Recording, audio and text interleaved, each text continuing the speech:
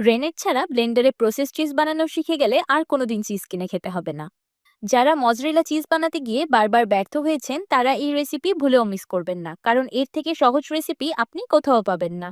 আসসালামু আলাইকুম everyone, I am chef Ishika. পানি দিয়ে দিলাম ফুল ক্রিম গরুর লিকুইড, তাকে হালকা গরম করে নিব। চুলার ফ্লেমটাকে অফ করে দিয়ে দিলাম 1/4 কাপ ভিনেগার। এখন আমি 2 টেবিল চামচ করে ভিনেগার অ্যাড করব আর একটি স্প্যাচুলার সাহায্যে ঘুরিয়ে ঘুরিয়ে চিজগুলো বের করে নেব। 3 লিটার দুধের জন্য আমার 1 কাপ ভিনেগার লেগেছে। এবার এই অবস্থায় আমি এটাকে ঢেকে রেখে দিব 2 মিনিটের মতো। এবার একটি স্ট্রেনারের সাহায্যে চিজগুলোকে পানি থেকে তুলে নিচ্ছি।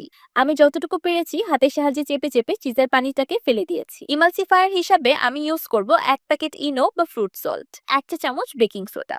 এখন 1 টেবিল চামচ পানি দিয়ে ইনো আর বেকিং সোডাটাকে একসাথে খুব ভালোভাবে মিশিয়ে নিই। এখন আমি এটাকে সাইডে রেখে দিচ্ছি। এবার একটি ব্লেন্ডার জারে দিয়ে দিচ্ছি আগে থেকে তৈরি করে রাখা চিজ, 50 গ্রাম সল্টেড বাটার আর ইনোর পানি। দিলাম 1/3 কাপ লিকুইড দুধ। চিজটা একদম খুব সুন্দরভাবে ব্লেন্ড হয়ে গিয়েছে। দেখতেই পাচ্ছেন অলরেডি কিন্তু চিজ স্ট্রিংস বা পুল দেখা যাচ্ছে। চুলায় একটি পাতিলে আমি পরিমাণ মতো পানি দিয়ে হালকা গরম করে নিয়েছি।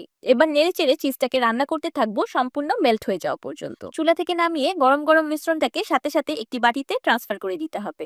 চিজটা রুম টেম্পারেচারে চলে আসার পর আমি এটাকে নরমাল ফ্রিজে রেখে দিব